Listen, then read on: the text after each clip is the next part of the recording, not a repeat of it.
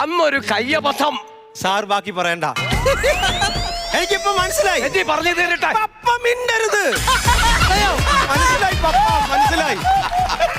പറയട്ടെ. പപ്പ മിണ്ടരുത്.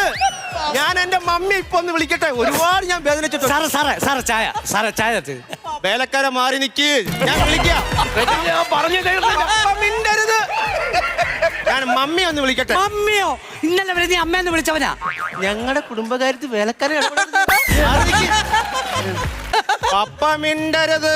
നീ 2 വെച്ചുണ്ടാക്കി കൊടുക്കണല്ലോ. നിർത്തവിടെ. പപ്പ പറ. പപ്പ പറഞ്ഞത് ഞാൻ കേൾക്കും. നീ പോയേക്കരുത്, ഞാൻ പറയുന്ന കേട്ടോളാം. പപ്പ. നിന്റെ അമ്മ സുമതിയില്ലേ, ഇവിടെ വന്ന് എന്റെ വീട്ടിൽ വേലയ്ക്ക് നിന്നപ്പോൾ പറ പപ്പ. അവളുടെ കയ്യിൽ നിന്ന് ഒരു കയ്യബദ്ധം ഉണ്ടായത്. അത് പറ പപ്പ. അവള് ഇവിടെ എന്റെ ഒരു 7.5 പവന്റെ മാല അടിച്ചു മാറ്റിക്കൊണ്ട് പോയി. സാറേ,